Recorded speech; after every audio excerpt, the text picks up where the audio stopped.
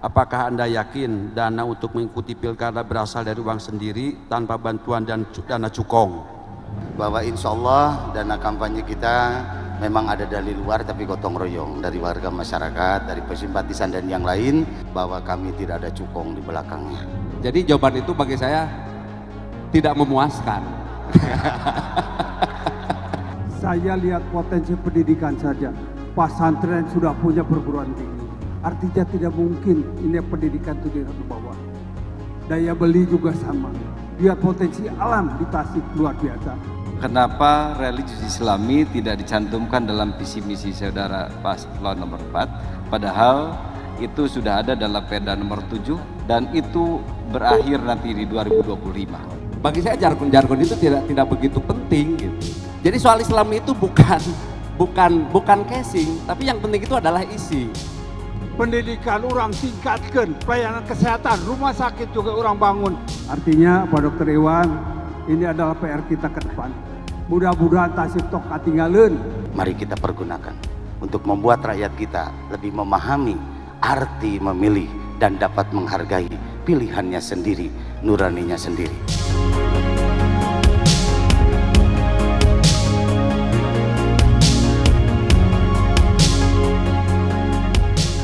Boleh kita berikan tepuk tangan istimewa untuk acara debat publik pasangan calon Bupati dan Wakil Bupati Tasikmalaya tahun 2020. Dan ini saat yang paling kita nantikan bersama di sesi keempat, di mana dalam sesi keempat ini masing-masing pasangan calon akan memberikan pertanyaan kepada pasangan calon yang lainnya. Dan sebagai teknisnya, masing-masing pasangan calon akan bertanya kepada 3 pasangan calon yang lainnya. Sementara durasi untuk memberikan pertanyaan adalah 1 menit, kemudian pasangan calon yang lain memberikan jawaban adalah 2 menit, lalu pasangan calon yang memberikan pertanyaan akan menanggapi jawaban dengan durasi 1 menit, dan pasangan calon yang ditanya akan kembali memberikan jawaban atas tanggapan selama 2 menit. Bagaimana Bapak, sudah memahami para pasangan calon? Baik, untuk sesi yang keempat ini akan diawali dari pasangan calon nomor urut 4. Sebagai gambaran, pasangan calon nomor urut 4 akan bertanya kepada pasangan calon dengan nomor urut 1 terlebih dahulu. Kemudian nanti juga akan bertanya kepada pasangan calon nomor urut 2 dan kepada pasangan calon nomor urut 3. Dan durasi untuk memberikan pertanyaan dari paslon nomor 4 adalah 1 menit untuk memberikan pertanyaannya. Sementara paslon nomor 2 ini akan memberikan jawaban dalam waktu 2 menit. Pasangan calon nomor 4 akan memberikan tanggapan atas jawaban dari paslon nomor 1 selama 1 menit. Dan juga nanti kembali pasangan calon nomor urut 1 akan memberikan tanggapan atas jawaban dari paslon nomor 4 dengan durasi 2 menit. Bagaimana, sudah siap Bapak pasangan calon nomor 4? Sudah siap? Kami persilakan untuk berdiri Pak. Pasangan calon nomor 4, pasangan calon nomor 1 juga kami persilakan untuk dapat berdiri. Bapak juga mohon berkenan untuk berdiri. Baik, kita akan mulai sesi yang keempat. Tepuk tangan boleh kita berikan? Boleh saling melihat, saling berpandangan Pak. Baik, saling berpandangan, saling melihat tentunya juga ya, paslon nomor 4 dan paslon nomor 1. Paslon nomor 4, kami persilakan untuk memberikan pertanyaan, durasi memberikan pertanyaan maksimal 1 menit dan waktu dimulai ketika Bapak berbicara. Silakan. Ya. Salah satu survei mengatakan bahwa 85% kegagalan dari penetapan kinerja itu adalah karena formulasi ketika kita menetapkan sasaran. Dan diantaranya adalah kegagalan dalam menetapkan KPI. Mohon tanggapan, apa konsep Bapak ketika Bapak nanti akan memerintah dan menjadi seorang leader di pemerintah Kabupaten Tasikmalaya. Terima kasih. Baik, sudah siap untuk menjawab paslon nomor 1, 2 menit waktunya, kami persilakan. Buat Pak Iwan, sahabat saya yang terhormat, saya pastikan ketika nanti saya jadi pemimpin, buat diri saya pastikan saya tidak akan jadi orang yang korup. Itu saya harus beri contoh. Yang kedua, harus tepat sasaran. Dan yang ketiga, pastikan kita mengakomodir seluruh apa yang terjadi di lingkungan itu sendiri. Sekian, terima kasih. Baik, masih ada waktu 1 menit 41 detik. Sudah cukup Pak? Baik. Kami persilakan paslon nomor 4 untuk memberikan tanggapan atas jawaban dari paslon nomor 1. Silakan Pak, waktunya 1 menit untuk memberikan tanggapan. Ya, ketika program itu dilaksanakan, eksekusinya seperti apa? Tadi Bapak mengatakan tentang memperhatikan lingkungan. Terima kasih. Silakan pasangan calon nomor urut 1 untuk menjawab tanggapan dalam waktu 2 menit. Untuk mengeksekusi itu semua, itu saya pastikan orang-orang yang di sekeliling kita atas dasar laporan yang objektif, dan ketika kita memutuskan juga harus objektif untuk kepentingan kesemuanya gitu. Jadi tidak sektarian, dan kita harus pastikan harus jujur, itu sumber kebenaran itu adalah harus amanah dulu. Dan semua informasi kita pastikan itu adalah benar. Itu Pak Iwan, terima kasih. Baik, masih ada waktu 1 menit 31 detik. Apakah akan dilanjutkan, ditambahkan? Sudah cukup. Baik, untuk pasangan calon dengan nomor urut 1 sudah cukup, tepuk tangan boleh kita persembahkan. Bapak pasangan calon nomor 4 masih tetap berdiri karena Bapak akan kemudian memberikan pertanyaan kepada pasangan calon nomor urut 2 Pak. Mekanismenya sama Pak. Bapak memberikan pertanyaan dulu 1 menit, kemudian nanti dijawab oleh paslon nomor 2 selama 2 menit, ditanggapi 1 menit, dan dijawab kembali selama 2 menit. Bapak pasangan calon nomor urut 2 sudah siap. Kami persilakan untuk dapat berdiri, silakan untuk dapat berhadapan. Tepuk tangan dulu boleh dong kita persembahkan untuk para paslon ini ya. Silakan Pak. Ya, Assalamualaikum warahmatullahi wabarakatuh. Selama datang ke daerah-daerah, kesimpulan saya begini, Kang Ade, Kang Cecep, infrastruktur utamanya jalan itu kenapa jomplang? Kalau di selatan hampir rata-rata jelek, kalau di utara relatif bagus. Itu kenapa? Mohon jawabannya. Baik, silakan paslon nomor 2 untuk menjawab. Durasi maksimal 2 menit dimulai dari sekarang Pak. Terima kasih. Salah satu diantaranya adalah karena permasalahan kemampuan daerah kita untuk membangun tersebut sangat kurang sekali. Sehingga hari ini terus terang 63,7% itu infrastruktur kita baru layak, terutama jalan. Akan yang kita atasi untuk ke depan adalah bagaimana membuka skema pembiayaan penyelenggaraan pemerintah. Tidak hanya sekedar APBD minded. Kita coba dengan kerjasama, melibatkan berbagai pihak, KBU maupun dengan hal-hal yang lain, termasuk dengan pihak-pihak ketiga. Bagaimana kita mengoptimalisasi peran-peran pihak ketiga untuk turut serta dalam hal ini. Juga pinjaman daerah merupakan solusi, penggunaan dana umat juga adalah solusi, sehingga dengan cara ini pula maka kemampuan fiskal kita akan semakin meningkat untuk menjawab tantangan yang ada di masyarakat. Yang selama ini kita APBD minded semata-mata, bergantung kepada pusat, bergantung kepada provinsi, sementara daerah kita sangat terbatas sekali. Ini harus kita rubah ke depan. Bagaimana melaksanakan penyelenggaraan pemerintah, kolaborasi istilah untuk Jawa Barat, dan kami menggunakan istilahnya gotong royong. Semua orang, semua pihak bersama-sama. Lanjutkan, Chef. Terakhir, barangkali saya sebagai salah satu putra yang dilahirkan di selatan dan hari ini masih berdomisili di selatan, tentu akan mendorong Tasik Selatan untuk segera menjadi daerah otonom baru. Karena kita punya 351 desa, wilayah utara punya jalan nasional, wilayah tengah punya jalan provinsi, dan di selatan kita hanya punya jalur-jalur kabupaten dan jalan-jalan desa. Itulah kenapa kami dari pasangan Ade Cecep untuk mendorong daerah Tasik Selatan menjadi mokar. Insya Allah pada saatnya pemerintah pusat membuka moratorium. Terima kasih. Baik, silakan pasangan calon nomor 4 untuk menanggapi jawaban dari pasangan calon nomor urut 2. Waktunya 1 menit, Pak. Silakan. Yang ditanyakan saya kan kenapa? Yang ditanyakan kenapa itu terjadi begitu jauh gapnya.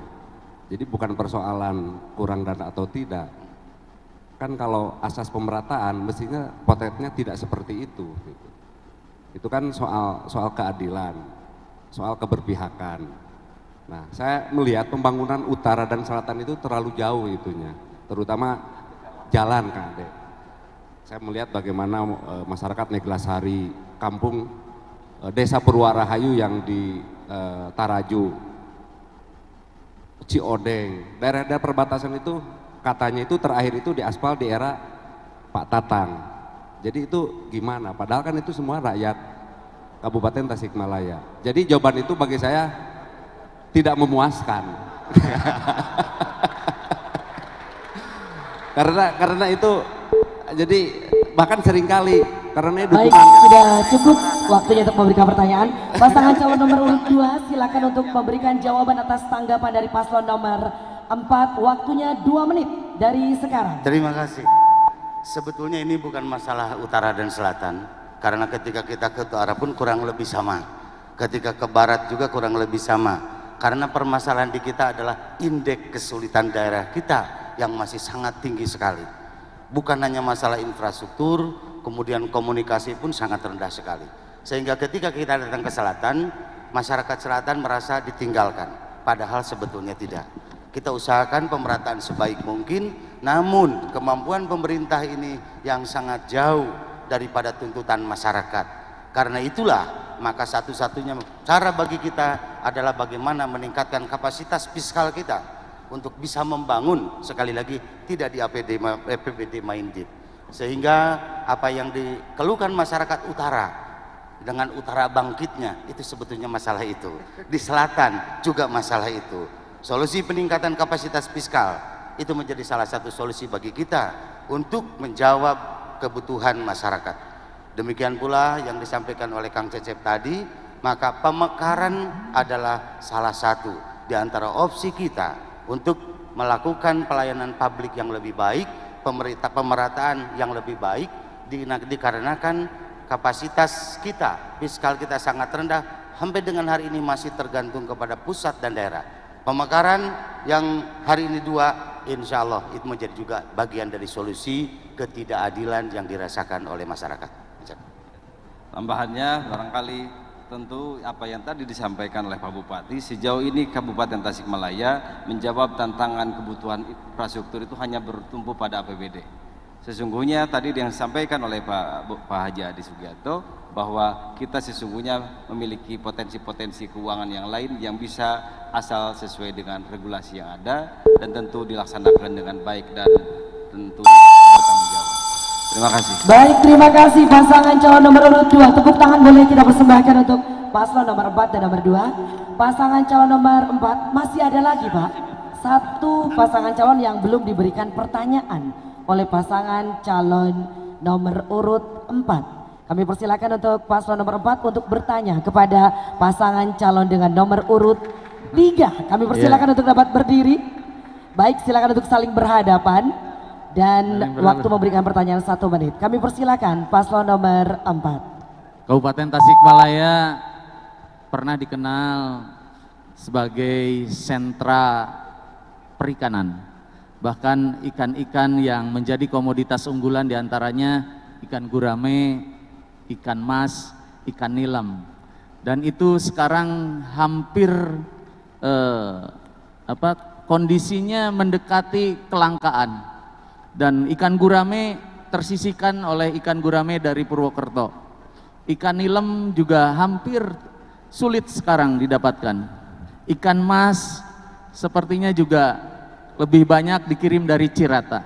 Bagaimana konsep Bapak agar budidaya perikanan yang menjadi bagian dari kehidupan masyarakat Kabupaten Tasikmalaya sebagai penopang ini bisa dikembalikan menjadi bagian yang utama di Kabupaten. Dia durasi maksimal 2 menit mulai dari sekarang. Baik, terima kasih Bapak Dr. Haji Wan Saputra.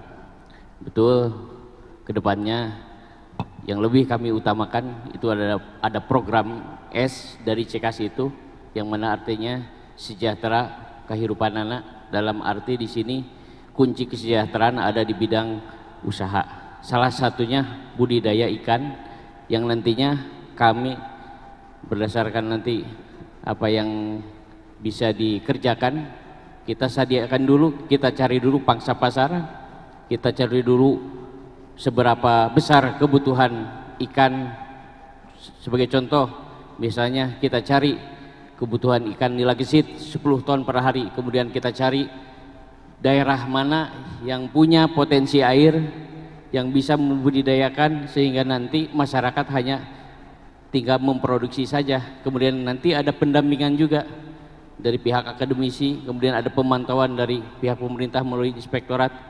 Nah, kemudian jaminan pasarnya nanti akan tersedia. Begitu, maka di nyamuk, lauk gurame, lauk nilam, dia produk terkenal di Singapura di Tasik. Leres, ayo hampir punah. Tapi harganya masih murah. Insya Allah, kapayun, kurang bangun deh, siap ke sentra-sentra pemijahan ikan gurame, ikan.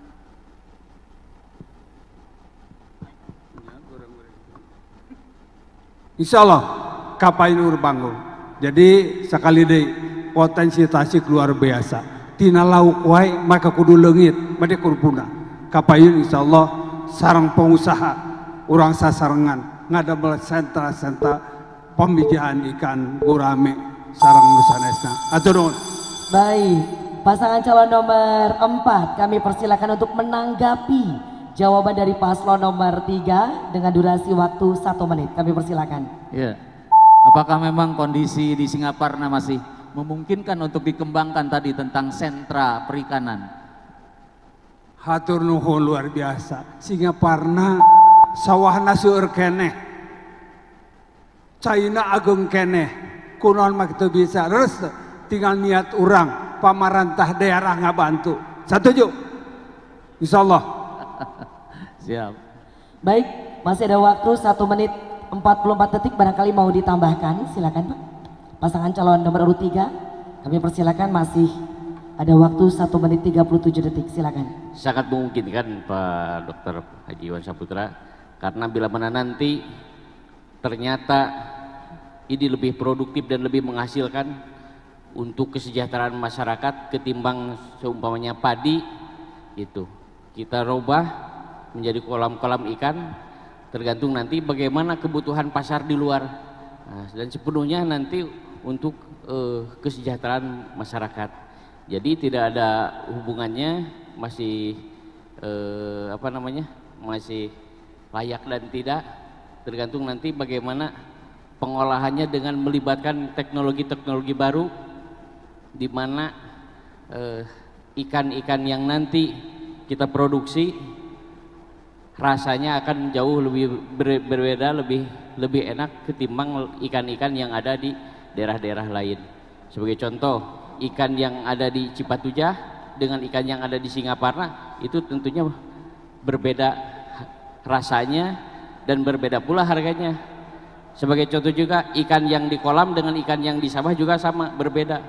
Rasanya berbeda, harganya pun berbeda. Nanti bagaimana kita mengolah sedemikian rupa, kemudian bekerja sama dengan pihak-pihak luar untuk yang menyediakan pangsa pasar dan seluas-luasnya untuk diproduksi oleh masyarakat sekitar yang mempunyai potensi air yang lebih baik.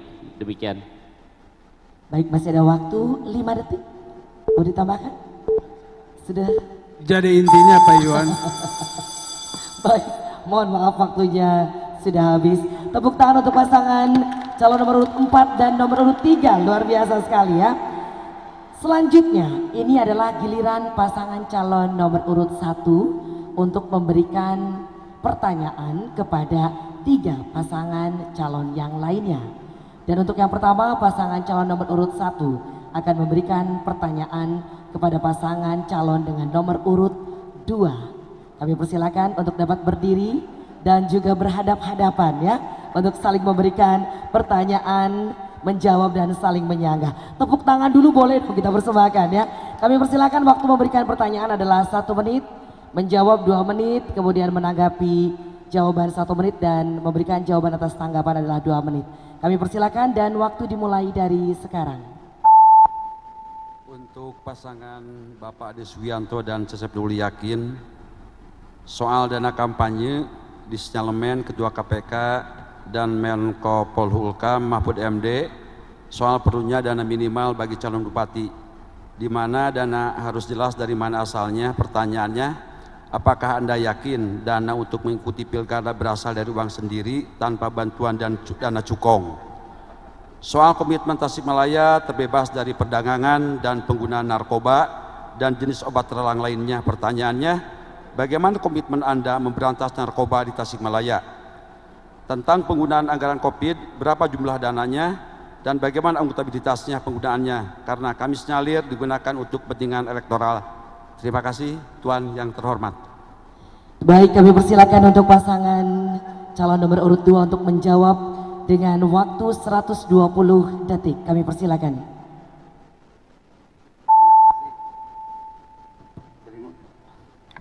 Terima kasih. Saya rasa ini pertanyaannya cukup ngaborobot kalau dalam bahasa Inggrisnya. Yang pertama saja nih Kang Ajis, terima kasih atas pertanyaan bahwa insya Allah dana kampanye kita memang ada dari luar tapi gotong royong dari warga masyarakat, dari simpatisan dan yang lain, dan saya jamin di sini atas nama pribadi, insya Allah juga atas nama yang lain bahwa kami tidak ada cukong di belakangnya.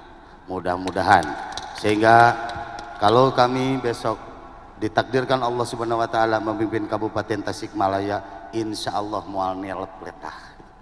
Yang kedua, menyangkut masalah narkoba, tadi telah saya sampaikan bahwa permasalahan penyakit sosial, kemaksiatan yang ada di masyarakat, kita akan evaluasi dulu, kita akan pelajari dulu akar masalahnya.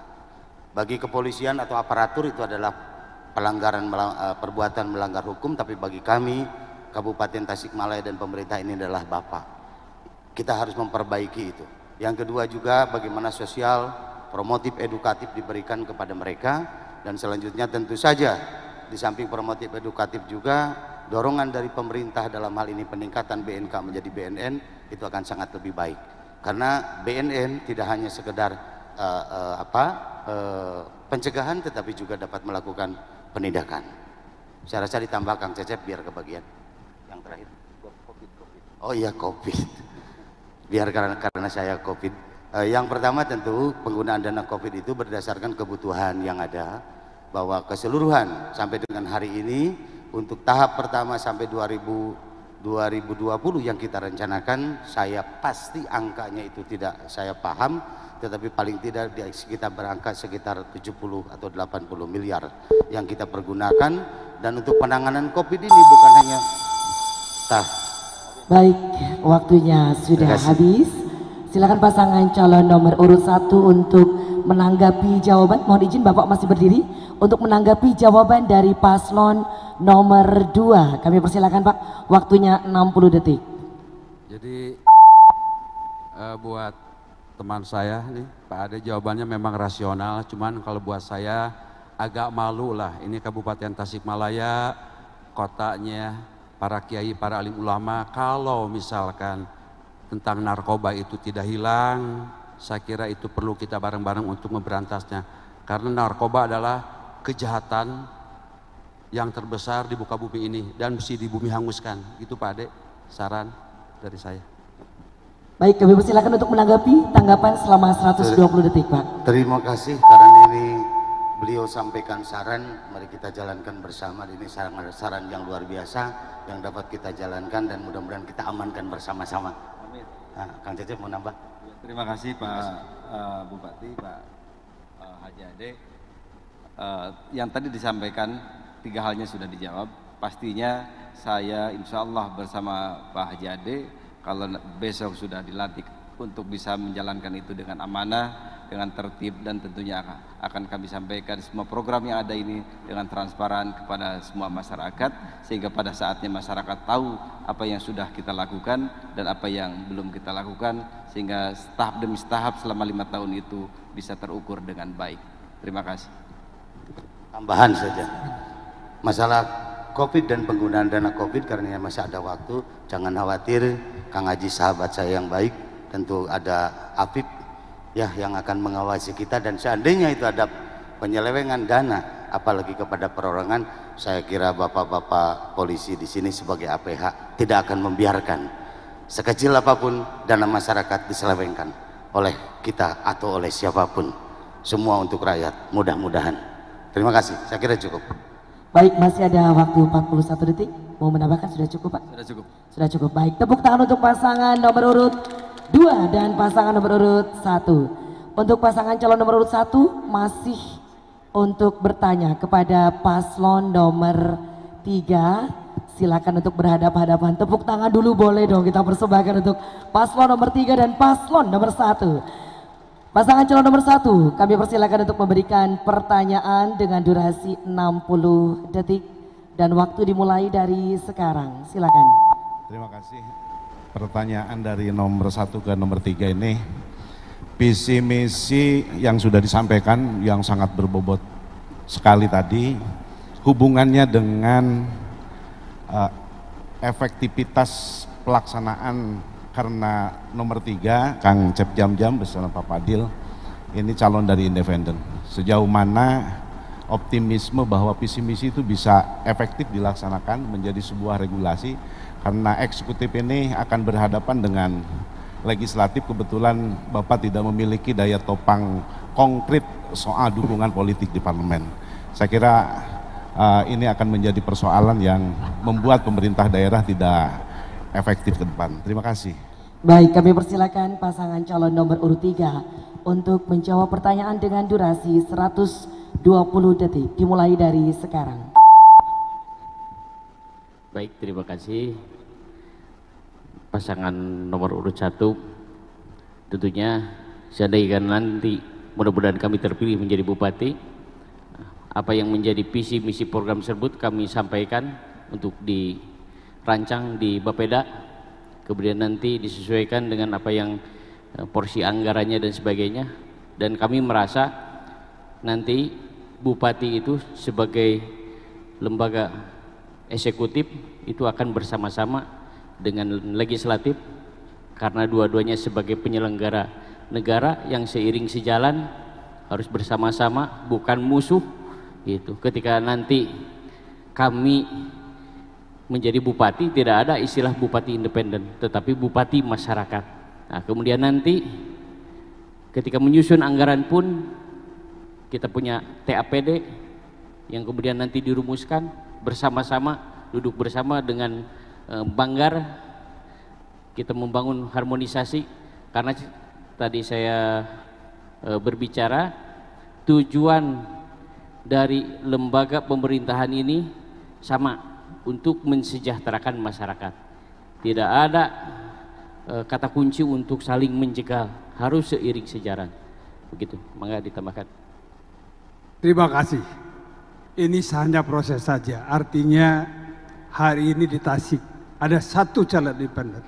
Pada kelihatannya nanti insya Allah DPR, Bupati, Wakil Bupati akan sinergi melaksanakan pembangunan demi kepentingan rakyatnya. Tentunya saya sebagai nanti manajernya akan melihat-lihat. Kalau memang DPR-nya tidak banyak ke rakyat, barangkali kita akan tinggalkan. Tapi saya yakin kalau rakyat yang... Baik, waktunya telah habis. Mohon maaf Bapak. Silakan paslon nomor 1 untuk menanggapi jawaban dengan waktu 60 detik. Silakan. Terima kasih. Saya akan mempertajam, DPR-nya akan ditinggalkan. Saya kira konstruksi pemerintah daerah ini kan adalah keputusan bersama antara bupati dan DPRD. Apapun kondisinya, tarik-menarik apapun, gak mungkin lembaga DPRD ini ditinggalkan. Jadi sejauh mana konsistensi Bapak memandang DPRD adalah mitra pemerintah daerah, nggak bisa DPRD ini ditinggalkan. Perda itu tidak bisa kalau tidak ditandatangani bersama Bupati dan DPRD. Juga sama, Perda yang diusulkan oleh DPRD juga tidak bisa ditinggalkan begitu saja oleh Bupati. Ada mekanismenya. Saya kira sebagai bantahan nggak mungkin DPRD ditinggalkan oleh Bupati. Ya. Baik, kami persilakan paslon nomor 3 untuk menanggapi. Makasih. Dengan waktu. Makasih, ini hanya baik. Betul. Bahwa Bupati itu adalah pemerintah daerah, itu adalah bupati dengan DPR. Artinya tadi saya jelaskan, hari ini di Tasik ada independen yang dilegalkan oleh pengertiannya bisa semua partai mendukung kami atau bukan sebaliknya. Artinya seperti itulah. Artinya pada saat kita melaksanakan pembangunan nanti, satu hal, undang-undang perda, perbub nanti akan ada persetujuan di DPRD. Betul gitu kan ya.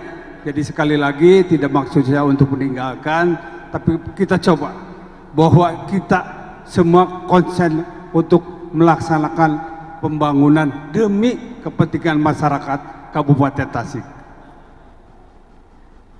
Terima kasih.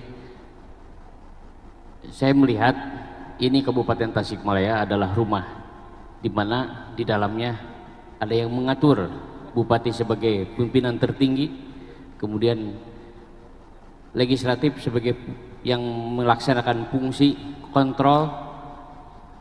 Semuanya harus seiring sejalan.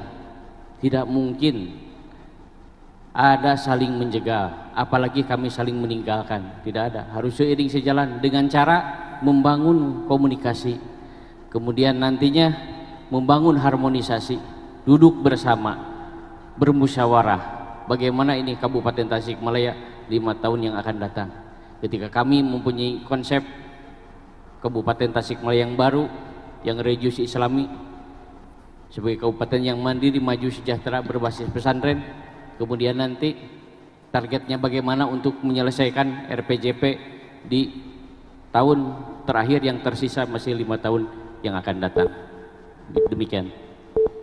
Baik, terima kasih untuk pasangan calon nomor urut 3. Tepuk tangan boleh kita persembahkan untuk paslon nomor 3 dan paslon nomor 1. Kami persilakan untuk duduk kembali untuk paslon dengan nomor urut 3. Dan ini merupakan satu pertanyaan yang akan kembali dihadirkan dari pasangan calon nomor urut 1 kepada pasangan calon dengan nomor urut 4. Kami persilakan untuk berhadapan dan kami persilakan pasangan calon nomor urut 1 untuk memberikan pertanyaan dengan durasi maksimal 60 detik. Silakan.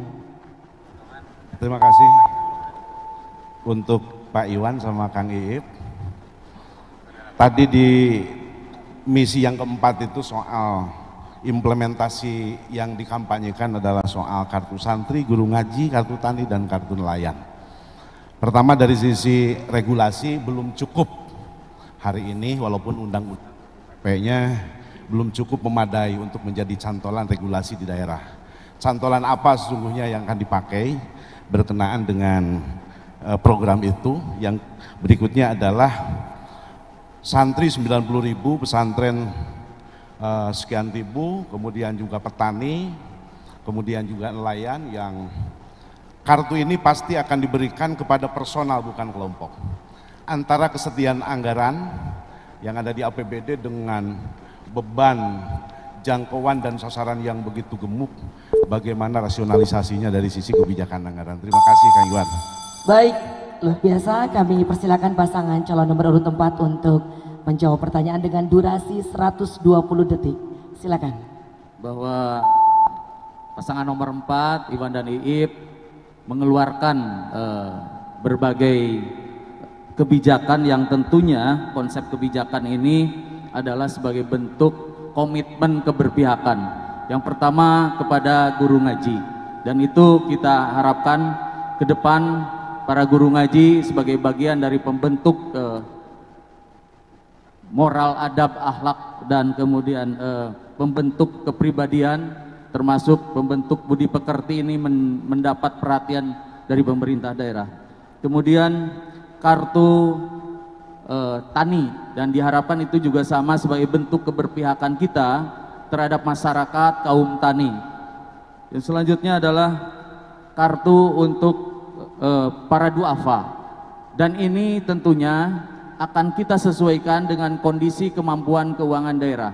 Kita ingin ke depan para nelayan, para petani, kemudian para guru ngaji, termasuk para startup yang memang perlu mendapat perhatian, termasuk para golongan ekonomi yang memang harus mendapat perhatian, misalnya para tukang cilok, kemudian para gowengan yang jualan gowengan, ini tidak lagi kesulitan dalam hal penguatan permodalan.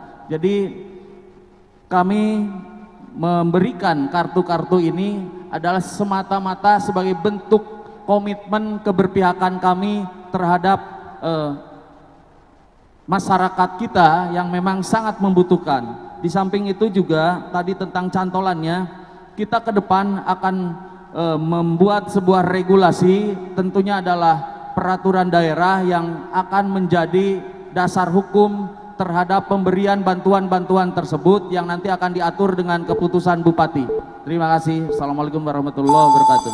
Baik, terima kasih paslon nomor 4 dan selanjutnya pasangan calon nomor 1 untuk memberikan tanggapan atas jawaban dari paslon nomor 4 dan durasinya adalah 60 detik. Disilakan. Mempertegas saja bahwa regulasi yang hari ini ada ini kan regulasi yang masih terpisahkan, sulit sinkronkan. Terutama lembaga keagamaan masih cantolan dengan PP nomor 5 yang berciri khas keagamaan, sementara pemerintah daerah dengan undang-undangnya sendiri tentang pemerintah daerah. Sehingga ada undang-undang pesantren, hari ini juga belum bisa menjadi rujukan teknis, sehingga Perda maupun Perbub untuk menyantolkan khusus dengan lembaga pesantren dan pendidikan keagamaan ini sulit sekali. Nah, dari sisi regulasi ini yang pasti bentuk apa gitu yang akan dikeluarkan. Terima kasih. Baik, silakan untuk menjawab tanggapan dalam waktu 120 detik. Silakan. Halo. Bagi saya, bagi nomor 4, Islami dan tidak Islaminya suatu pemerintahan itu diukur sejauh mana APBD itu berpihak terhadap kaum mustadafin. Kalau ukurannya itu, ini soal keberpihakan. Ini soal keberpihakan. Kita menyebutnya APBD itu harus membawa spirit zakat. Zakat itu mustahik yang pertama adalah Pukoro dan Masakin. Nah, alamat Pukoro Masakin itu yang di kartu-kartu itu. Ini soal keberpihakan. Persoalan nanti cantolan hukumnya kita menyesuaikan dengan regulasi yang di atasnya. Yang penting kita ada keberpihakan, ada keinginan bagaimana APBD itu berkeadilan, terutama berkeadilan bagi masyarakat kelas bawah. Kita melihat bagaimana guru dinia yang sampai hari ini keberadaannya seolah-olah tidak dihitung itu. Saya dengar cerita itu terakhir mendapatkan insentif 70.000 atau berapa gitu.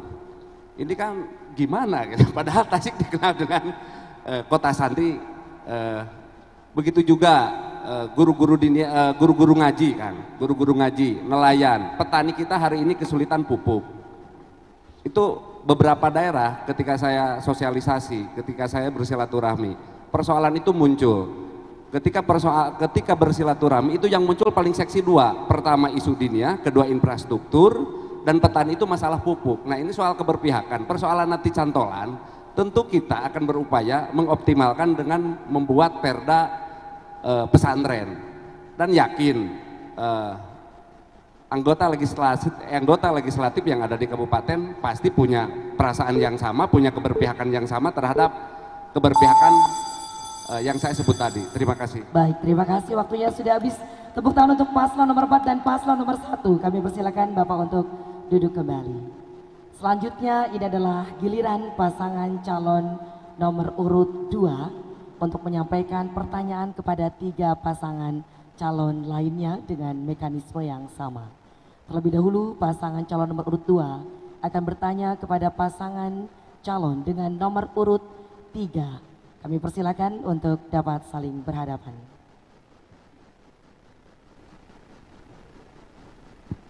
Terima kasih yang saya hormati Kang Cep Jam-Jam dan Kang Fadil, bahwa berbicara kadang lebih mudah daripada melaksanakan, bahwa melihat di luar jauh lebih mudah daripada kita berada di dalam. Apa yang kita lihat dari jauh lebih hijau ketimbang kita berada dekat dengan hutan. Bagaimana pendapat saudara mengenai kemandirian dan kapasitas fiskal kita sehubungan dengan upaya untuk pencapaian visi dan misi saudara yang tadi disampaikan? Terima kasih. Baik, terima kasih untuk pertanyaannya paslon nomor 2. Silakan kepada paslon nomor 3 untuk dapat menjawab pertanyaan dengan durasi 120 detik. Kami silakan. Saya ulangi, bagaimana pandangan saudara mengenai kapasitas fiskal dan kemandirian fiskal Kabupaten Tasikmalaya sehubungan dengan upaya pencapaian visi saudara?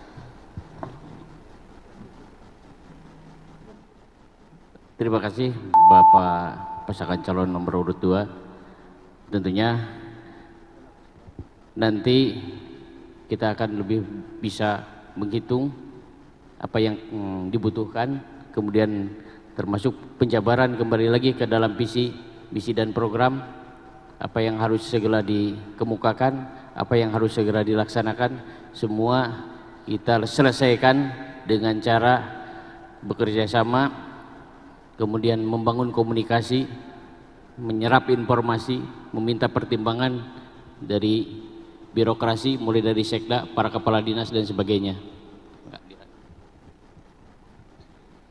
Pak calon nomor 2, kita sepakat bahwa APBD kita naik turun. Artinya dana fiskal ini kita harus peroleh.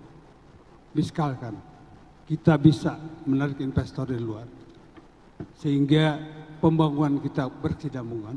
Jadi ke depan insya Allah kerjasama pembangunan.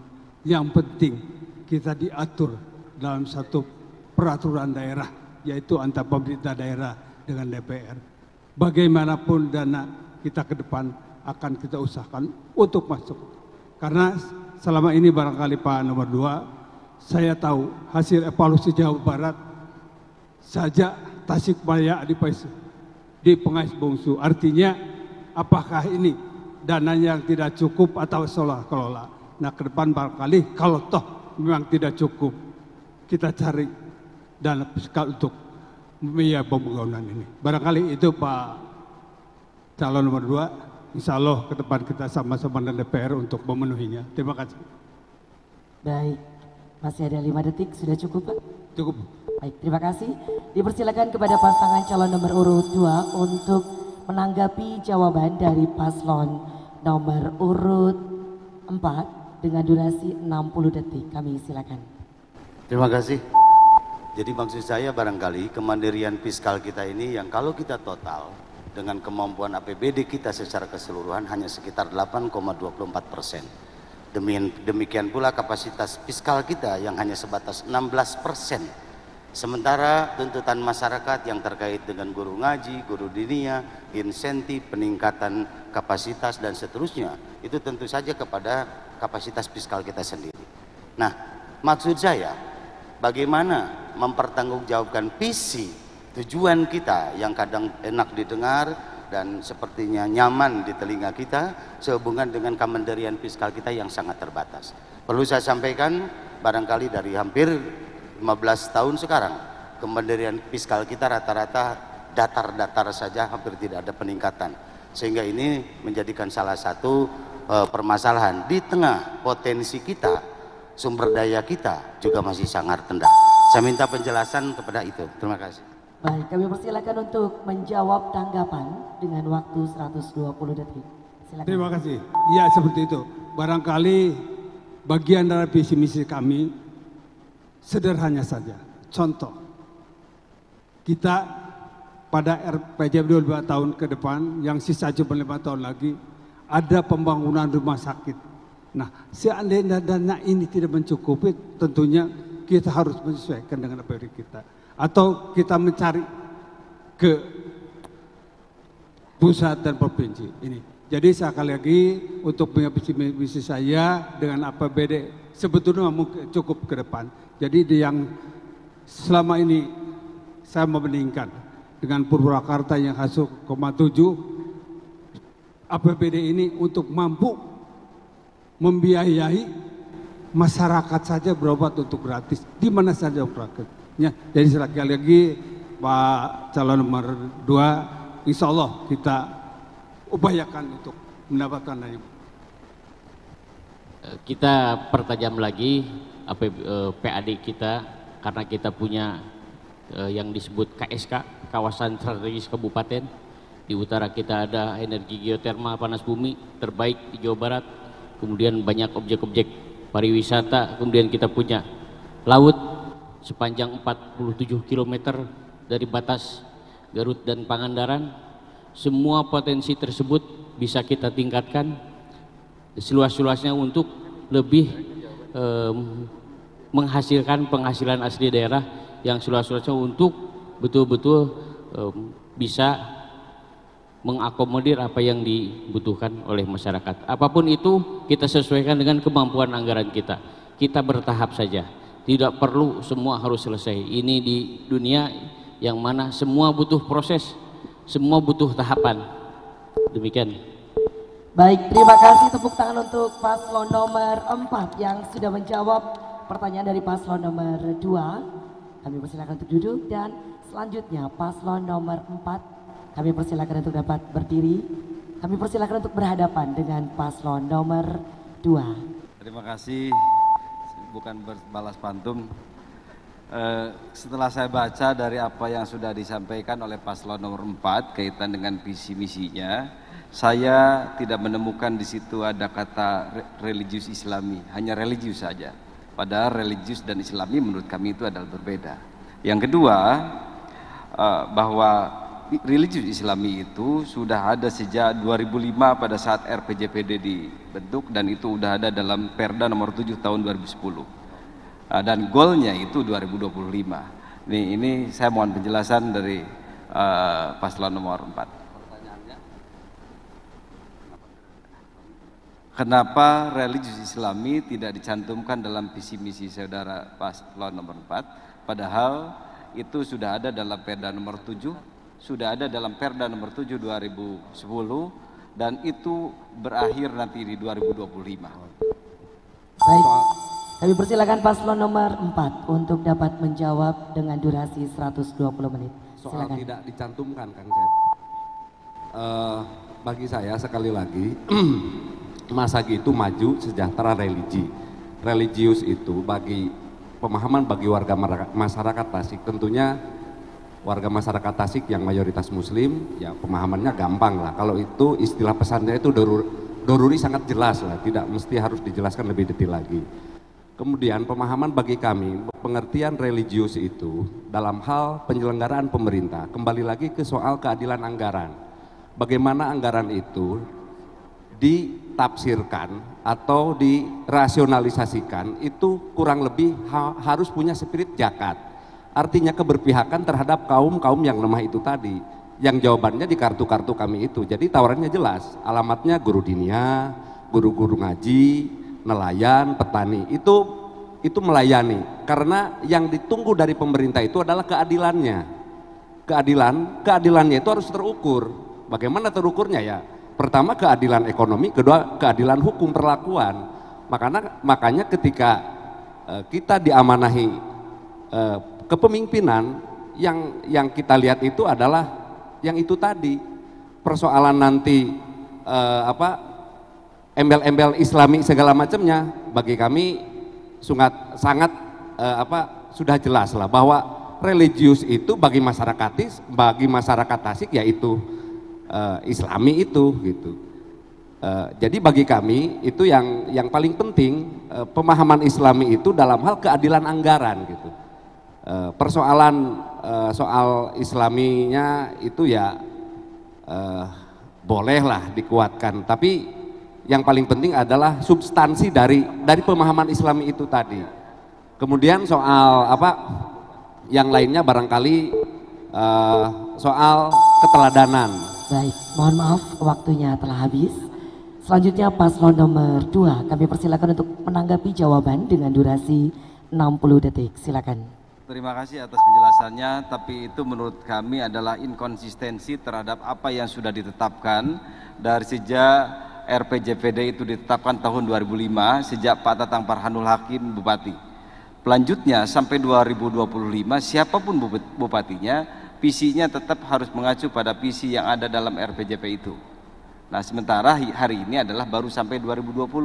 Artinya siapapun bupati ke depan, maka kita punya waktu tinggal 5 tahun lagi untuk menuntaskan visi yang ada dalam RPJP itu. Yang kedua, kaitan dengan religius dan Islami tadi, siapapun di negara Indonesia, saya berkeyakinan semuanya beragama, dan itu adalah definisi dari religius. Dan Tasik sebagai kabupaten yang basis kota santri, ribuan pesantren, maka tentu pada saat di launching 2025 itu tidak semata-mata religius Islami itu dimunculkan, tapi itu adalah bagian dari karakter masyarakat Kabupaten Tasikmalaya. Baik, silakan paslon nomor 4 untuk memberikan jawaban atas tanggapan dari paslon nomor 2. Ya, bagi saya kembali lagi ya, pemahaman religius Islami bagi saya itu yang lebih penting adalah implementasi di lapangan. Jadi tidak terjebak pada slogan-slogan. Bagi saya ketika pelayanan buruk, ketika pelayanan tidak memuaskan, itu tidak Islami. Ketidakadilan pembangunan, ketidakadilan pelayanan kesehatan, ketidakadilan anggaran yang tidak memihak, itu tidak Islami. Bagi saya jargon-jargon itu tidak begitu penting gitu. Karena yang nyata itu yang bisa dirasakan itu yang saya jalan-jalan hari ini gitu. Bagaimana suatu jembatan yang 5 tahun udah ketika ada banjir itu bisa lepas begitu saja. Itu kan soal mentalitas. Jadi soal Islam itu bukan casing, tapi yang penting itu adalah isi. Jadi begitu Kang Cecep. Jadi saya begitu tidak puas gitu dengan slogan-slogan Islami itu hanya dijawab dengan simbol-simbol, sementara dalam hal pelayanan kurang begitu memuaskan. Bagaimana guru-guru ngaji seperti itu tadi, kemudian pelayanan publik. Begitu juga maraknya Bank Emok, hampir setiap kampung ada. Itu negara harus hadir. Ekonomi yang berpihak, yang Islami itu ya harus menjawab tantangan itu. Bukan persoalan Islami dan tidak Islami hanya di tataran legislasi yang hanya tulisan-tulisan, tapi harus real gitu. Saya menyaksikan bagaimana keluhan-keluhan masyarakat, kesulitan modal. Kenapa masyarakat kita menjadi pasien Bank Emok? Karena berbelit-belitnya sumber dana. Ini kan persoalan Kang Cep gitu. Jadi sejak saya turun itu yang penyakit yang masyarakat yang saya jumpai, pertama masyarakat yang terjebak di sistem riba itu. Waktunya telah habis. Tepuk tangan boleh kita persembahkan untuk paslon nomor 2 dan juga nomor 4. Selanjutnya paslon nomor 2 akan memberikan pertanyaan kepada paslon nomor urut 1. Kami persilakan paslon nomor urut 1 untuk dapat berdiri dan juga berhadapan. Durasi untuk memberikan pertanyaan adalah maksimal 60 detik. Waktu dimulai dari sekarang. Kami persilakan. Terima kasih sahabat saya Kang Ajis, Kang Aris. Izinkan saya menyampaikan pertanyaan karena ini harus, sebetulnya saya tidak mau bertanya kepada Haris karena harus ini. Kira-kira bahwa kita sepakat semua dan kita mengetahui pengelolaan pemerintahan tanpa menggunakan sakit hampir dapat dipastikan gagal. Saya ingin bertanya pemahaman Bapak perihal sakit dan kira-kira apa indikator utama yang paling berat untuk dilaksanakan di Kabupaten Tasikmalaya. Terima kasih. Baik, terima kasih. Selanjutnya paslon nomor 1. Kami persilakan untuk dapat menjawab pertanyaan dengan durasi maksimal 120 detik. Disilakan. Terima kasih Pak Ade, paslon nomor 2. Saya kira jawabannya adalah bagaimana menyesuaikan perencanaan pembangunan yang dikuatkan dengan regulasi rencana pembangunan jangka menengah yang diturunkan menjadi rencana pembangunan tahunan. Itu memiliki konsistensi yang utuh sehingga cantolannya ada, maka akan menjadi bagian penilaian yang utuh pula. Karena kalau melenceng dari itu tentu akan menjadi penilaian yang dianggap tidak ada pelaksanaannya. Walaupun sesungguhnya kegiatannya dapat dirasakan oleh masyarakat. Oleh karena itu bagi Ajis Haris soal konsistensi dari semua perencanaan yang bergantung pada induk perencanaan jangka panjang 5 tahun, maka akan menjadi bagian dari penilaian yang utuh. Kalau tidak konsisten ke situ, maka akan dianggap pemerintah daerah tidak memiliki kinerja. Saya kira itu yang bisa disampaikan. Baik, masih ada waktu 50 detik. Barangkali akan ditambahkan atau sudah cukup? Baik. Selanjutnya kami persilakan paslon nomor 2 untuk dapat memberikan tanggapan atas jawaban dengan durasi maksimal 60 detik dimulai dari sekarang. Oke, terima kasih. Jadi maksud kita adalah bahwa akuntabilitas ini penting, masyarakat kita selalu berpikir kepada WDP hanya sekedar kepada opini dari penyelenggaraan atau pengelolaan keuangan, tetapi sesungguhnya jauh lebih penting adalah akuntabilitas, di mana program-program perencanaan dan pelaksanaan pembangunan berorientasi kepada outcome dan solusi permasalahan masyarakat, sehingga pelaksanaan sakit itu tidak mungkin tidak dapat dilaksanakan. Nah, pertanyaan saya tadi belum terjawab, apa sebetulnya yang paling berat untuk dapat kita laksanakan? Kepada ini kami tanyakan, sehubungan semua dari kita harus menerjemahkan visi kita dalam bentuk kerja, outcome. Bukan hanya sekedar bicara yang enak dan kemudian hanya sekedar enak di telinga tanpa bisa kita melaksanakan. Jadi penegasannya adalah bagaimana pelaksanaan akuntabilitas di kita dan sejauh mana tantangan dan paling berat itu apa yang bisa kita laksanakan. Baik, terima kasih. Silakan paslon nomor 1 untuk terima kasih memberikan jawaban sebagai penegasan dari pertama konsistensi perencanaan dengan pelaksanaan. Yang kedua, yang penegasan kedua barusan disampaikan adalah bagaimana pertama birokrasi melalui reformasi birokrasi ini bisa melaksanakan seutuhnya sesuai dengan perencanaan yang ada. Yang kedua, tingkat kemanfaatan yang diterima oleh masyarakat juga betul-betul dapat dirasakan. Saya kira dengan dua alat ukur itu, maka outcome akan menjadi bagian dari penilaian, sehingga apa yang diharapkan, visi misi kita betul Pak Ade, tidak hanya menjadi sebuah ungkapan-ungkapan yang hari ini didengar oleh masyarakat, tetapi ketika diimplementasikan sulit untuk diukur, sehingga akuntabilitas yang normatifnya tidak mengambang gitu kan, betul-betul bisa kita laksanakan. Saya kira itu yang pertama adalah konsistensi dengan perencanaan, yang kedua tingkat implementasi di lapangan sesuai dengan harapan, sehingga outcome-nya menjadi bagian yang sesungguhnya penilaian kinerja pemerintah daerah secara utuh. Terima kasih. Baik, masih ada waktu 45 detik akan menambahkan.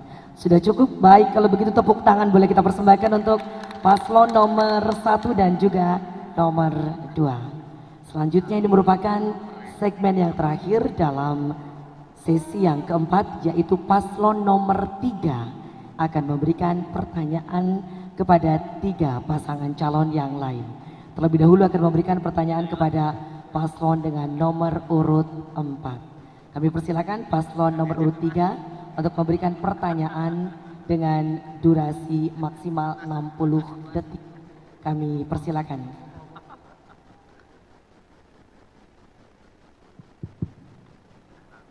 Baik, Pak paslon nomor 4. Mohon izin, mungkin facialnya boleh dibuka, Pak.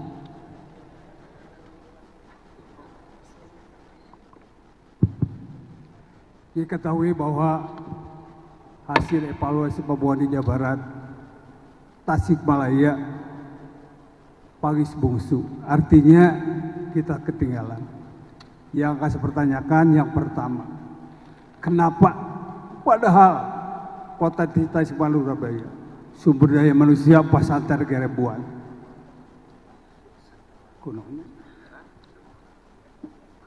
diulangi Pak paslon nomor 4 bahwa hasil evaluasi pembangunan Jawa Barat IPM Indeks Manusia bahwa Tasikmalaya ini ada di ranking 2 terakhir.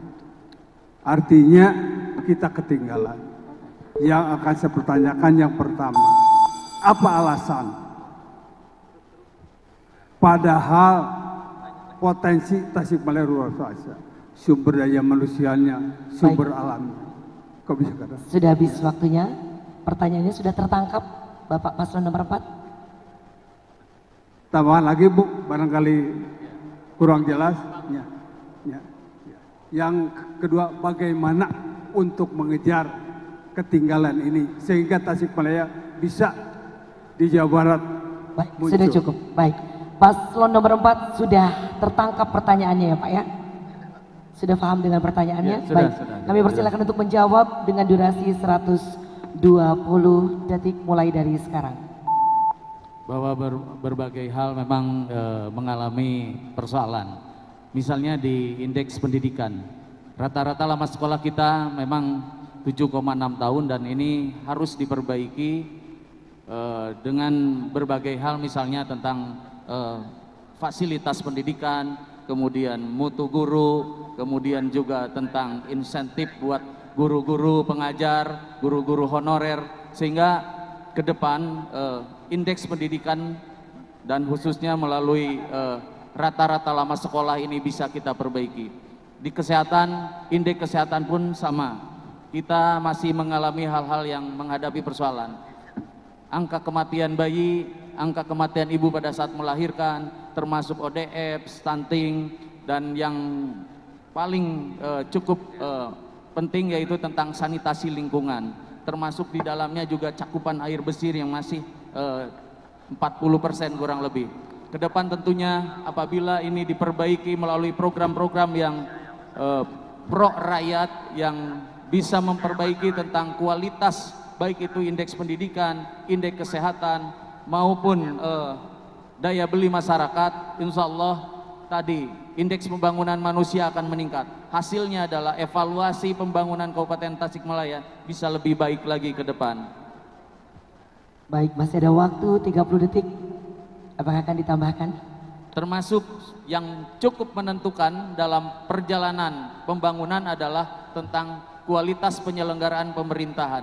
Kita ingin tentang penyelenggaraan pemerintahan di Kabupaten Tasikmalaya lebih baik, lebih amanah, lebih transparan, fairness, dan modern. Terima kasih. Assalamualaikum warahmatullahi wabarakatuh. Baik, sudah cukup Bapak.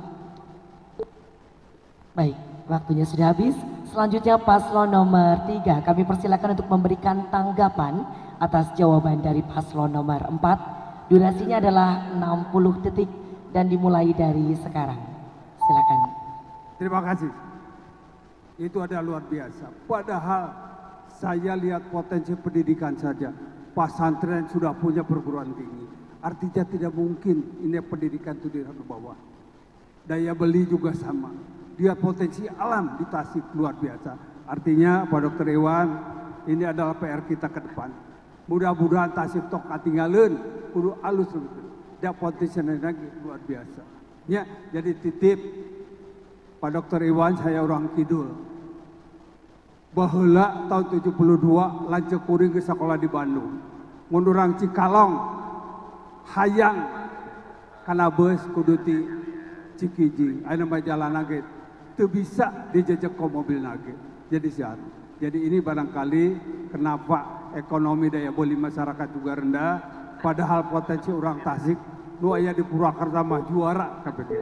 Kok di Tasik lebur. Baik, waktunya sudah habis. Kami persilakan paslon nomor 4 untuk memberikan jawaban atas tanggapan. Waktunya 120 detik. Halo.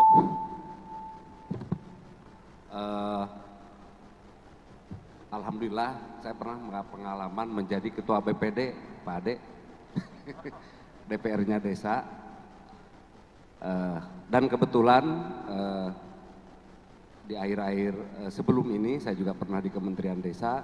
Nah, alhamdulillah pengalaman itu meyakinkan saya bagaimana Tasik akan maju ke depan itu yang memberdayakan pemerintahan desa dengan undang-undang desa, dengan dana yang begitu cukup lumayan besar, bagaimana desa itu benar-benar dimaksimalkan baik dari sisi infrastruktur dan pemberdayaannya. Jadi tagline membangun Indonesia dari pinggiran itu adalah salah satu jawabannya. Makanya ketika Kabupaten Tasik sebelumnya dengan gerbang desa, itu saya berharap nanti pemerintahan berikutnya itu betul-betul memaksimalkan pembangunan di pedesaan. Saya melihat bagaimana pemerintahan desa itu dengan lahirnya undang-undang desa itu semakin maju kelihatan. Cuman memang perlu pembinaan lebih maksimal, baik dari sisi peningkatan kapasitas pengelolaannya maupun penyertaan modal dalam hal ini BUMDes atau lembaga-lembaga keuangan lainnya. Dulu ada UPK bisa dimaksimalkan, kemudian BUMDes dan banyak lagi yang kita bisa dimaksimalkan. Merevitalisasi posyandu misalkan, itu banyak. Jadi pembangunan kita ini akan sangat mudah tentunya dengan menyelaraskan pembangunan yang ada di nasional. Saya melihat bagaimana pembangunan nasional sekarang ini bagaimana menggenjot keadilan atau pemerataan pembangunan. Nah, makanya saya aneh juga gitu ketika Kabupaten Tasik itu daerah-daerah perbatasan malah tertinggal. Waktunya telah habis. Paslon nomor 4, tepuk tangan untuk paslon nomor 4 dan juga nomor 3. Selanjutnya paslon nomor 3 akan bertanya kepada paslon nomor 1. Kami persilakan untuk dapat berdiri. Paslon nomor 1 menerima pertanyaan dari paslon nomor 3. Kami persilakan, waktu bertanya durasi maksimal 60 detik. Baik, terima kasih Bapak pasangan calon Bupati dan Wakil Bupati nomor 1. Saya akan menanyakan, di dalam program unggulan Bapak ada istilah petani berkarisma. Dalam hal ini petani berkarisma harus menguasai, bahkan memiliki satu petani seluas 2 hektar lahan pertanian. Nah, itu tolong jelaskan seperti apa konsepnya dan realisasinya nanti seperti apa. Terima kasih. Baik, terima kasih untuk pertanyaannya. Paslon nomor 1 dipersilakan untuk dapat menjawab pertanyaan dengan durasi maksimal 120 detik dimulai dari sekarang. Silakan. Jadi petani berharisma yang minimal harus punya lahan 2 hektar itu adalah alat ukur agar petani itu hidup. Nah, bagaimana nanti kita mengusahakannya? Kita akan mengusahakan lahan-lahan yang tidur akan seperti apa. Nah, kita akan berusaha semaksimal mungkin untuk agar para petani itu punya itu. Dan juga dikaitkan dengan melihat sampai hari ini tentang pupuk juga susah, banyaklah. Jadi kalau saya sebut satu persatu memang ini hanya satu contoh aja. Misalkan saya kaitkan dengan yang lain seperti begini. Kebutuhan telur untuk warga kabupaten saja itu belum tercukupi. Kenapa tidak tercukupi? Itu pertanyaannya. Terus yang kedua, kenapa juga ketika pemerintah dalam satu tahun sekali untuk membeli sapi, kenapa kok pemerintah mesti membeli misalkan itu kok keluar kabupaten? Nah, termasuk itu juga gitu. Petani di sana setelah kita hitung-hitung minimal harus punya lahan sekitar itu. Kita akan usahakan itu aja. Baik, masih ada waktu 46 detik, barangkali akan ditambahkan. Paslon nomor 1 sudah cukup? Sudah cukup paslon nomor 1, baik. Selanjutnya kami persilakan paslon nomor 3 untuk memberikan tanggapan atas jawaban dengan durasi 60 detik. Silakan. Kalau saya baca di data statistik, Bapak pasangan calon yang terhormat, jadi jumlah luas lahan pertanian sawah saja itu kurang lebih 47.000 hektar. Kemudian jumlah petani 79.000 orang. Itu pembagiannya seperti apa? Kemudian apakah itu petani yang di sawah atau yang di kebun, itu pembagiannya bagaimana gitu? Baik, silakan untuk dapat. Secara luas wilayah Kabupaten Tasikmalaya 270.000 hektar lebih. Kemudian di mana lahan-lahan pertanian kita ada yang. Baik, mohon maaf waktunya telah habis. Kami persilakan untuk paslon nomor 1 untuk dapat menjawab tanggapan dengan durasi 120 detik. Disilakan. Jadi konsep kami Aji Saris untuk membangun kabupaten itu harus mulai dari desa. Nah, salah satunya itu adalah pertanian itu. Nah, bagaimana agar para petani ini bisa hidup? Itu dipastikan bukan hanya dari kementerian saja, dan kita juga harus ada disisikan anggaran-anggaran untuk mereka. Nah, hari ini saja, ini saya berulang-ulang saya sampaikan dan saya sudah ada datanya mengenai pupuk, itu juga agak merepotkan, dan ini juga di mana-mana itu salah satunya lah gitu. Jadi kalau dijelaskan di sini semua, saya kira waktu tidak cukup, dan nanti kita bisa diskusi lebih panjang tentang bagaimana membangun ekonomi. Ekstrimnya kalau boleh saya mengatakan, kalau misalkan kita membangun kabupaten itu harus dari desa ke desa, karena desa inilah yang harus difungsikan. Ekstrimnya kalau boleh saya mengatakan tidak boleh, hukumnya haram warga Kabupaten Tasikmalaya untuk beli barang keluar kabupaten, harus tidak boleh keluar dari dalam. Itu agar perputaran ekonomi itu berjalan di sana. Dan bagaimana kita nanti melanjutkan ke depan, kita pastikan kalau misalkan kita ada niat jujur, adil dan bijaksana, saya pastikan provinsi dan pusat akan melihat perbuatan kita dan jamin Haji Saris akan memaksimalkan itu semua. Terima kasih.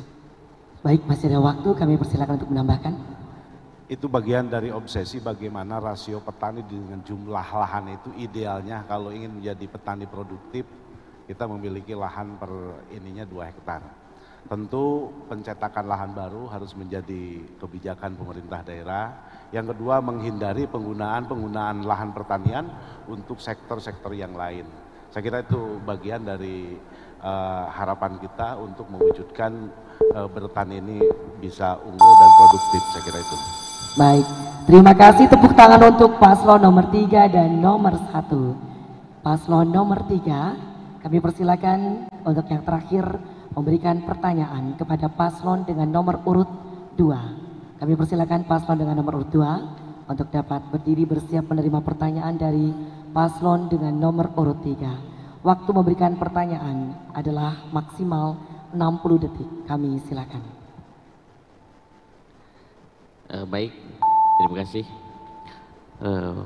Pak Haji, seandainya Bapak nanti kembali terpilih sebagai Bupati di Kabupaten Tasikmalaya ini, bagaimana caranya mengurus dan mengelola pemerintahan di saat pandemi Corona saat ini, di mana masyarakat semua sangat membutuhkan, kemudian birokrasi sendiri, seandainya nanti birokrasinya untuk kedudukan pejabat eselon 2 10 posisi kosong, kemudian pejabat eselon 3 hampir 40 posisi kosong, sementara masyarakat perlu betul-betul ditanggapi secara cepat. Itu saja. Baik, sudah cukup. Selanjutnya paslon nomor 2 kami persilakan untuk menjawab pertanyaan dengan durasi 120 detik. Silakan. Terima kasih Kang Cep Jam Jam, bahwa salah satu permasalahan yang kita hadapi semua adalah dengan ketidakpastian akibat pandemi, dan ini nasional bahkan internasional, dan kita hadapi bersama. Di tengah pandemi inilah permasalahan muncul, ketidakpastian muncul, kelangkaan kerja, pengangguran, kemiskinan, gairah dan daya beli masyarakat pun menurun. Inilah permasalahan kita semua dalam menghadapi itu. Nah, di tengah-tengah itu pula lah maka saya menyampaikan bagaimana kita tidak harus bertumpu kepada kemampuan daerah kita, tetapi bagaimana skema pembiayaan kita bangun, penyelenggaraan pemerintahan ini tidak hanya sekedar mengandalkan APBD semata-mata. Salah satu di antaranya kita bisa memanfaatkan dana umat. Ada CSR, Basnas, JIS, Zakat Infak Sodako, telah kita buatkan peraturan bupatinya untuk itu. Dan mungkin hari ini kita lakukan juga sertifikasi wakaf, yang nanti tata kelola dan daya guna dari wakaf tersebut akan menjadi lanjutan daripada itu. Terkait yang kedua dengan masalah kosongnya jabatan, ini terkait kepada mekanisme sesungguhnya. Kenapa? Karena review APBD kita, SOTK kita dirampingkan dalam rangka memberikan kesempatan sebesar-besarnya belanja publik kita jauh lebih tinggi. Ini terpaku kepada aturan. 6 bulan sebelum pencalonan bupati sudah tidak boleh melakukan rotasi dan mutasi, sehingga solusi diantaranya adalah bagaimana kita memberikan atau menugaskan pelaksana-pelaksana tersebut yang sampai dengan hari ini masih belum dapat kita isi sesungguhnya. Saya kira itu terkait dengan hal ini. Baik, masih ada 13 detik. Apakah sudah cukup? Menambahkan barangkali bahwa selain tadi yang disampaikan untuk memaksimalkan pembangunan, kita hari ini insya Allah akan mendorong wakaf produktif. Salah satunya yang baik, waktunya telah habis. Dan kami persilakan paslon nomor 3 untuk memberikan tanggapan atas jawaban paslon nomor 2 dengan durasi 60 detik dimulai dari sekarang. Berarti Pak Haji, Bapak Bupati, kalaupun kekosongan ini terus berlanjut, pemerintahan tetap bisa berjalan, begitu. Sementara bagaimana nanti dengan tenaga yang terbatas, dengan kebijakan yang terbatas, pertanggungjawabannya kemudian supaya lebih cepat, apalagi hari ini saja banding tadi ada virus wabah non alam corona, sementara hari ini musim hujan banyak longsor, kemudian banyak banjir juga. Hal demikian sementara yang mengolah itu mempunyai dua tanggung jawab begitu. Apakah bisa menjamin keberlangsungan penyelenggaraan penanggulangan tersebut atau tidak?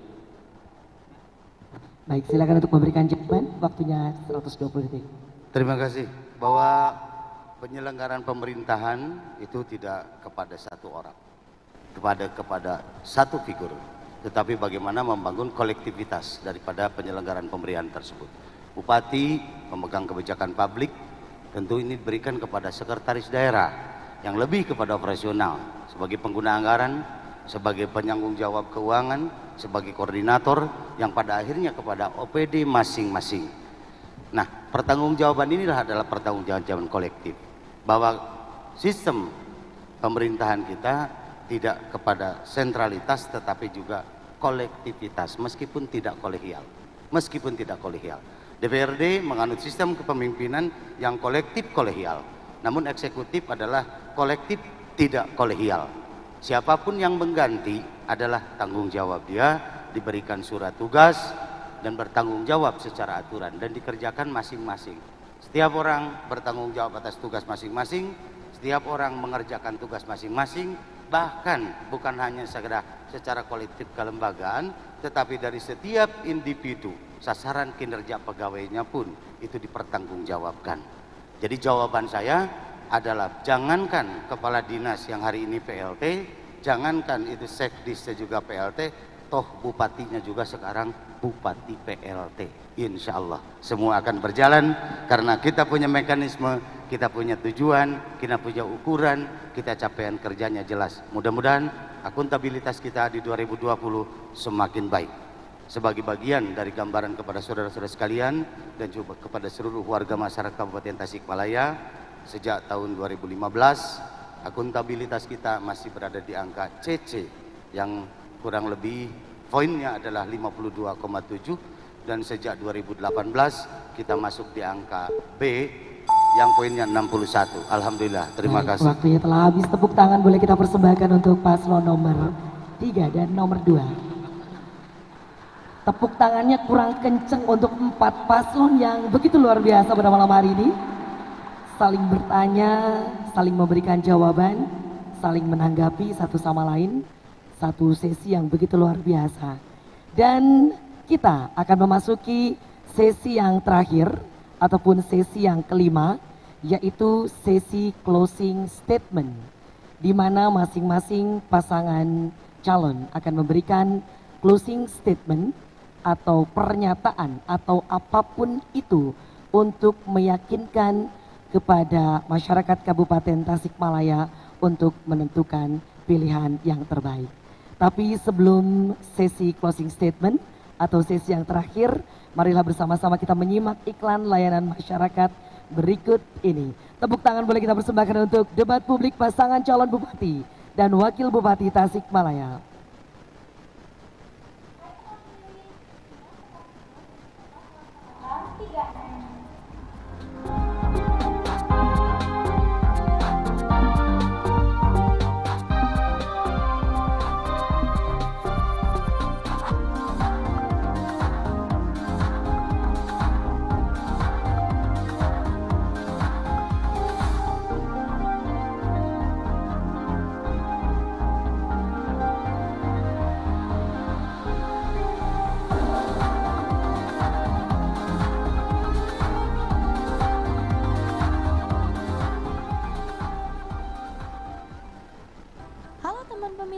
Pemilihan Bupati dan Wakil Bupati Tasikmalaya dilakukan dengan memenuhi protokol kesehatan yang ketat.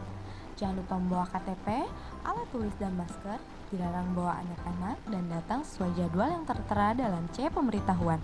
Cuci tangan 20 detik, cek suhu tubuh, Isi formulir kehadiran, gunakan sarung tangan, dan tunggu giliran untuk mendapatkan surat suara. Setelah selesai menggunakan hak suara, buang sarung tangan dan petugas akan meneteskan tinta ke jari tangan. Jangan lupa untuk cuci tangan sebelum pulang ke rumah. Tong hilapnya, Kaping 8 Desember tahun 2020, Sumping, KTPS. Mari kita jaga bersama pemilihan Bupati dan Wakil Bupati Tasikmalaya tahun 2020 menjadi pilkada yang santun, tertib, dan aman sebagai sarana untuk mewujudkan kedaulatan rakyat. Informasi ini disampaikan oleh KPU Kabupaten Tasikmalaya.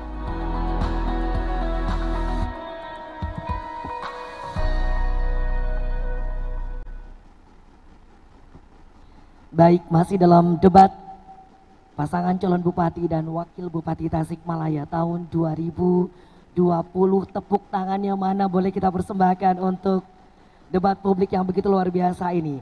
Dan kita memasuki sesi yang terakhir ataupun sesi yang kelima, yaitu sesi closing statement, di mana masing-masing pasangan calon akan menyampaikan closing statement, memberikan pernyataan ataupun apapun itu untuk meyakinkan kepada masyarakat Kabupaten Tasikmalaya untuk dapat menentukan pilihan yang terbaik.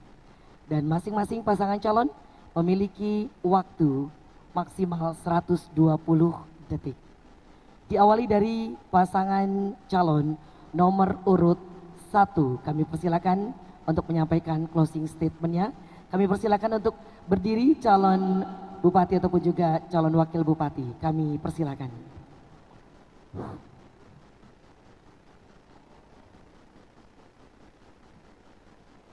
Kami persilakan. Assalamualaikum warahmatullahi wabarakatuh. Tasikmalaya ke depan adalah kabupaten yang punjul di Priangan Timur dalam segala bidang kehidupan. Jika Allah berkehendak menjadikan kami bupati dan wakil bupati, tugas kami pasangan Aziz Haris adalah memastikan terwujudnya pemerintahan yang bersih, tidak diskriminatif, dan pemerintahan yang memberikan pelayanan terbaik untuk seluruh warga. Kami juga berkomitmen melaksanakan pembangunan berkelanjutan dengan mewujudkan tata kelola lingkungan yang tepat. Kami pasangan Aziz Haris Sanjaya menyapa para guru yang sedang berjuang mencerdaskan anak-anak. Kami pastikan peningkatan kesejahteraan bagi guru. Kami menyapa para petani yang tetap semangat menggarap sawah dan ladang untuk memenuhi kebutuhan pangan. Kami pastikan ketersediaan pupuk, irigasi, dan harga jual yang stabil. Kami menyapa para nelayan yang sedang menangkap ikan di lautan. Kami pastikan pelindungan keselamatan bagi mereka dan tersedianya alat kerja. Kami menyapa para tenaga medis yang tengah berjuang melawan pandemi COVID-19. Kami pastikan keselamatan bagi mereka. Kami menyapa ASN yang menjalankan birokrasi. Kami pastikan jenjang karir yang fair dan profesional sehingga bisa menjalankan pelayanan yang secara optimal.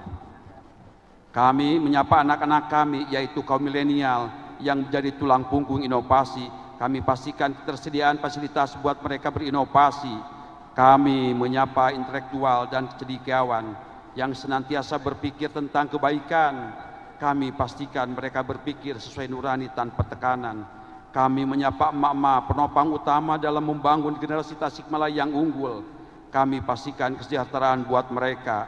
Kami menyapa para ulama, kiai ajengar serta ustadz yang tidak lelah-lelahnya menyampaikan syiar kebaikan dan ketuhan bagi pastikan jemanan buat mereka. Sekian, terima kasih.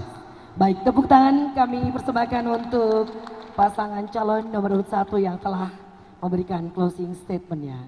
Kami persilakan pasangan dengan nomor urut 2 untuk menyampaikan closing statement dengan durasi maksimal 120 detik dimulai dari sekarang.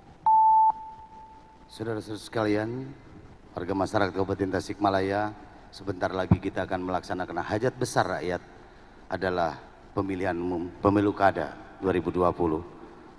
Bahwa apa yang kami lakukan hari ini hanya sebatas kifayah, hanya sebatas upaya, hanya sebatas cara, Allah lah yang akan menentukan. Sehingga tidak ada satupun dari kita punya alasan untuk saling menjelekan, untuk saling mencaci, untuk saling memaki satu dengan sama yang lain.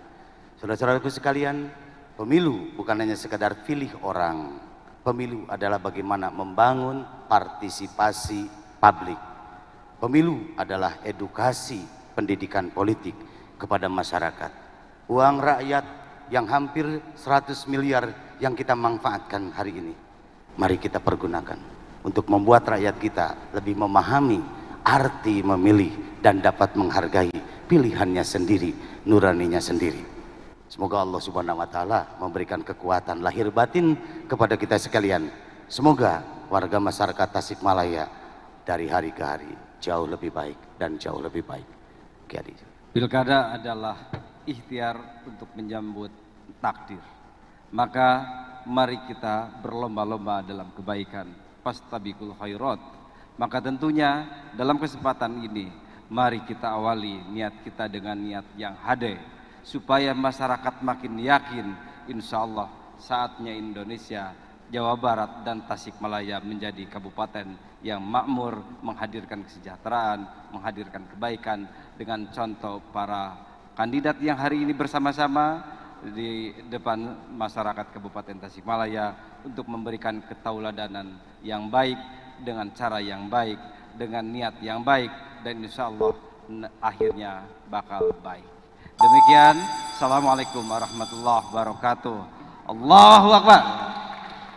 Baik, tepuk tangan kita persembahkan untuk pasangan calon dengan nomor urut 2. Selanjutnya pasangan calon nomor urut 3. Kami persilakan untuk menyampaikan closing statementnya dengan durasi maksimal 120 menit, 120 detik, dimulai dari sekarang. Assalamualaikum warahmatullahi wabarakatuh. Wahai warga Tasikmalaya, ti kaler ka kidul, ti kulon kawetan, pemilu bupati wakil bupati tos pada dilaksanakan kaping 8 Desember. Insyaallah cekas nu kawita gaduh nami. Aina tos gaduh nomor-nomor tiru colok kasarnya. Urang evaluasi pembangunan Jawa Barat, Tasikmalaya pangis bungsu. Insyaallah infrastruktur urang bangun, pendidikan orang tingkatkan, pelayanan kesehatan, rumah sakit juga orang bangun di 4 titik, di Ciawi, di Manojaya, di Cikatomas, di Karangnaul. Insya Allah, kalau tadi Pak calon Pak Iwan nyarioskeun jen kematian ibu di urang teh tinggi, memang leres. Margi pelayanana henteu merata, kumarug sakitu urang jawab ku cekas, ku nomor 3. Orang bangun urata, orang pelayanan kesehatan. Insya Allah para kiai miskin orang gratiskan. Ayo semua.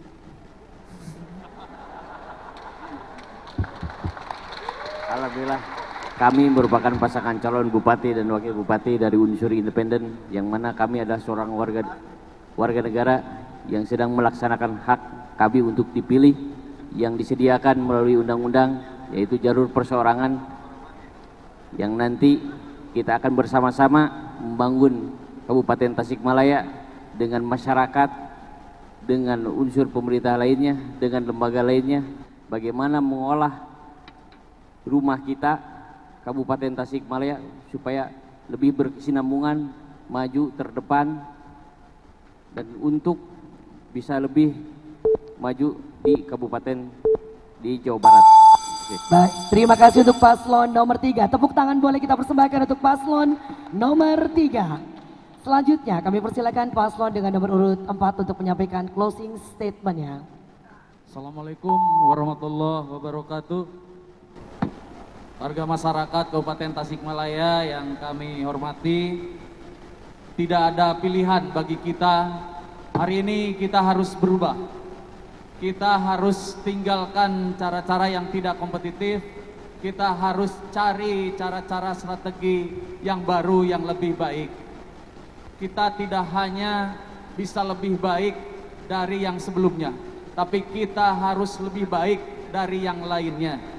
Terima kasih pada seluruh warga masyarakat, terima kasih pada seluruh relawan, para orang tua, para sesepuh, para kiai, pimpinan pondok pesantren. Terima kasih kepada seluruh yang mendukung dan seluruh relawan Iwan dan Iip. Terima kasih atas ikhlas dan istiqomahnya. Ikan hiu makan tomat. dibawa ke pasar pagi. Hayu pilih nomor 4. Insya Allah bawa Tasik Masagi. Terima kasih. Assalamualaikum warahmatullahi wabarakatuh. Bapak-bapak, ibu-ibu, jangan salah pilih. Pada bulan ini kita memperingati dilahirkannya Rasulullah SAW. Rasulullah sukses itu karena keteladanan. Laqad kana lakum fi Rasulillah uswatun hasanah. Tidak hanya basa-basi. Terbukti pasangan nomor 4 itu, yaitu Kang Iwan, itu pernah mendapatkan anugerah ASN Pejabat Tinggi Teladan Nasional. Artinya beliau tidak hanya berbicara, tidak hanya teori. Jadilah pemilih yang rasional. Jangan menjadi pemilih yang emosional. Apalagi yang menjadi pemilih transaksional. Itu adalah dosa besar. Saya akan mengutip kaidah usul fikih. Tasarruful imam ala ra'iyah manutun bil maslahat.